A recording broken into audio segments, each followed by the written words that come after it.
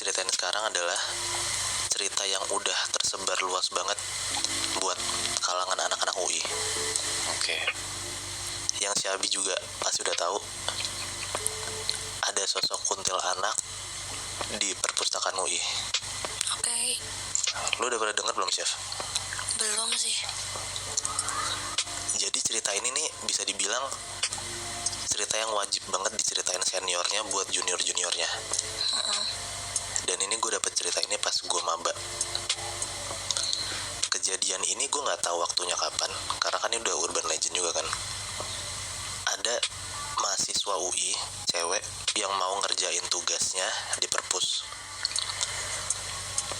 Dan biasanya itu perpus itu udah selesai jam aktivitasnya di atas jam 5.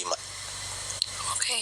Jadi kalau misalnya udah di atas jam 5, ada tuh kayak dalam tanda kutip sirine yang nunjukin kalau misalnya mahasiswa atau orang-orang yang ada di perpus itu harus pulang. Nah, si mahasiswa UI ini kerjain tugasnya kira-kira jam 4:30-an. Pokoknya udah sore lah. Nah, dia masuklah di perpus UI. Si mahasiswa ini nih harus ngerjain tugasnya yang buku-bukunya itu ada di lantai paling atas. Itu lantai berapa? Lantai 5 kalau nggak salah gue. Oke. 5 atau 4 gitu. Si lantai 4 ini aja pun siang juga sepi gitu loh. Nah, gimana sore yang pasti mahasiswa ini buat ngerjain tugasnya. Dia naik nggak sendiri, dia naik berdua sama temennya, dua-dua cewek. Dia masuklah ke satu ruangan yang mana isinya tuh kayak banyak rak buku gitu. Nah, di dalam ruangan ini karena udah mepet juga, udah sore, jadi cuman mereka bertiga sama penjaga perpusnya. Jarak mereka bertiga sama penjaga perpus itu jauh banget, karena buku yang mereka mau ambil buat ngerjain tugasnya tuh rada di ujung banget gitu loh. Dari pintu pertama mereka masuk, dikira mereka bertiga. Di dalam perpus itu cuma mereka berempat doang kan sama penjaga perpusnya. Ternyata enggak. Salah satu mahasiswi ini ngelihat kalau misalnya ternyata di dalam perpus itu pun juga ada perempuan lain. Ada satu perempuan yang lagi ada di perpus itu. Tapi anehnya adalah salah satu mahasiswi ini berpencar kan sama dua temennya. Tapi anehnya si perempuan ini tuh selalu ngikutin salah satu dari mahasiswa ini. Setiap si mahasiswa ini jalan ke rak sebelah, si perempuan itu ngikutin. Si perempuan ini ngikutin, ngeliatin si mahasiswi ini sambil senyum. Si mahasiswi ini mungkin gak mikir gimana-gimana ya, karena dia pikir perempuan ini mahasiswi juga. Udah nih, setelah si mahasiswi ini udah dapat buku yang dia cari, dia duduk di salah satu spot di perpus UI yang mejanya tuh panjang banget. Nih lu bayangin ya.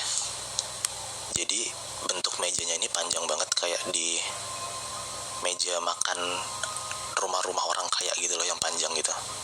Jadi kan kanan kirinya banyak kursi kan. Nah, di ujung-ujung dua ini ada satu kursi sendiri gitu, kosong kan. Oke. Nah, si mahasiswi ini duduk di kursi yang kosong itu, yang satu. Di salah satu ujungnya itu. Iya. Oke. Pas si mahasiswi ini lagi baca-baca buku yang diambil, dia ngeliat lah perempuan yang dari tadi ngikutin ini nih duduk juga pas banget di ujungnya dia juga. Jadi berhadap-hadapan gitu loh. Oh, berhadapan jauh gitu ya? Iya, berhadap-hadapan jauh. Pertama si mahasiswi ini ya nggak ngerasa gimana-gimana, tapi lama-kelamaan dia tuh ngerasa diperhatiin banget sama si perempuan ini. Pas dia ngeliat perempuan ini, dan ternyata bener, perempuan itu ngeliatin dia terus. Dan tiba-tiba sesekali senyum. Oke. Dia tuh ngerasa risih gitu loh sama si perempuan ini. Karena coba dulu bayangin, lo ada di posisi lo lagi duduk sendirian, tiba-tiba ada satu orang duduk juga di depan lo. Dia ngeliatin lo meluntuk waktu yang lama. senyum. Gue risih sih. Dan rasanya aneh banget kan, Chef. Iya. Karena orang yang ngeliatin lo ini pun juga lo nggak kenal gitu loh. Nah, setelah si mahasiswi ini tetap melanjutin bacanya, dia ngelirik lagi lah ke arah perempuan ini. Dan si perempuan ini nggak cuma senyum doang ternyata. Kali ini si perempuannya naruh kedua tangannya di atas meja. Oke. Dan kepalanya tuh nopang gitu loh di tangannya. Oh. Kebayang iya. nggak? Kebayang. Jadi kayak sikunya tuh naruh di meja gitu. Iya. Nah kan, dan dagunya tuh ditaruh gitu di tangannya. Nah, sambil posisi perempuan ini kayak gitu, si perempuan ini tuh makin senyumin ke arah si mahasiswi ini. Oke. Si mahasiswi ini tuh udah mulai ngerasa takut. Karena ini udah kayak ngerasa ada yang gak beres dari si sosok perempuan ini gitu loh. Karena si mahasiswi ini tegang, pas dia sambil nulis di bukunya itu, bolpennya jatuh ke bawah meja. Habis itu dia nundukin badannya ke kolong meja buat ngambil bolpen itu. Pas dia bangun, lo berdua inget kan posisi si perempuan ini kayak gimana tadi? Iya. Dengan posisi yang sama, si perempuan ini masih menopang dagunya pakai tangan gitu, dan sikunya ada di meja. Dari jarak meja yang sepanjang tadi gue bilang, tiba-tiba si sosok perempuan ini ngerangkak di atas meja, tapi bukan pakai kakinya, tapi pakai siku yang ada di meja tadi.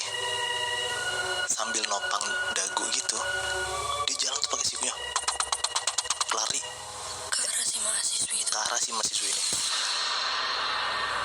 Tapi make sense sih kenapa dibilang urban legend dan cerita terkenal, karena buat gue aja yang baru pertama kali dengar aja ya langsung kebayang seremnya gimana gitu. Gue aja kan di sini posisinya cuma ngedengerin doang ya. Iya, Dan ini perpus UI cuy. Perpus UI yang ya orang umum juga bisa masuk, dan orang tahu perpus UI seterkenal itu gitu loh. iya. Iya.